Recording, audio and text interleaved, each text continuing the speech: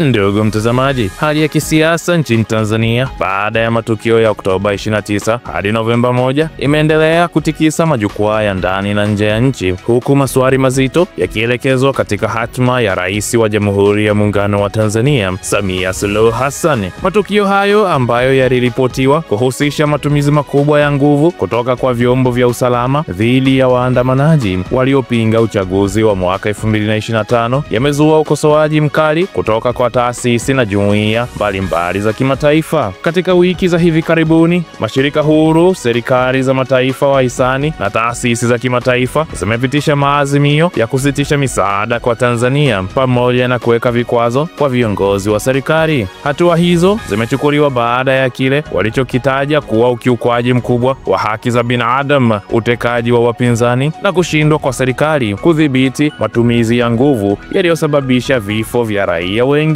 Wachambuzi wa masuala ya kisiasa wanasema swali linalowatia wasiwasi wa Tanzania wengi ndani na nje ya nchi ni iwapo Rais Samia Suluhu Hassan atawajibishwa kutokana na matukio hayo. Wengine wanatoa rejea kwa hali ya Venezuela ambako Rais Nicolas Maduro kwa miaka mingi amekuwa akikabiliwa na tuhuma zinazofanana, ikiwemo kuvuruga uchaguzi, kukandamiza maandamano na utekaji wa wapinzani. Hadi leo kiongozi huyo amekuwa akizungukwa na shinikizo la kimataifa lililoambatana na vikwazo vikubwa kutoka kwa Marekani na mataifa mengine. Kwa mujibu wa taarifa zilizotolewa na vyombo vya habari vya Marekani, mnamo tarehe 21 Novemba mwaka 2025 kulifanyika mazungumzo ya simu kati ya Rais wa Marekani Donald Trump na Nicolas Maduro wa Venezuela. Mazungumzo hayo yaliyodumu kwa takriban dakika 15 tu yalidaiwa kuhusisha shinikizo la moja kwa moja kutoka kwa Trump akimtaka Maduro kuachia madaraka ndani ya kipindi cha wiki moja na kuondoka nchini humo akiwa na familia yake kwenda katika nchi atakayochagua yeye. Chanzo kimoja kilichonukuliwa na mitandao ya habari nchini Marekani kilidai kuwa Rais Donald Trump alikataa ombi la Maduro la kuondolewa kwa vikwazo vya Marekani dhidi yake na maafisa wa serikali yake. Washington imekuwa ikimtuhumu Maduro kwa kuhusika na ufadhili wa biashara haramu za madawa ya kulevya, tuhuma ambazo kiongozi huyo amezikanusha mara moja, akisema Marekani inatumia mabavu kumng'oa madarakani ili kupata nafasi pana zaidi ya kunufaika na utajiri mkubwa wa mafuta ulioko nchini Venezuela. Pamoja na tofauti za kijiografia na kifikra, wachambuzi wanaona maumbo ya mivutano yanayomkabili Maduro yakiakisiwa na Tanzania, japo katika muktadha tofauti. Wanasema ikiwa msukumo wa kimataifa utaendelea kupanda, huenda shinikizo kwa serikali ya Jamhuri ya Muungano wa Tanzania inayoongozwa na Rais Samia Suluhu Hassan ikazidi kuongezeka, jambo linaloibua swali kubwa: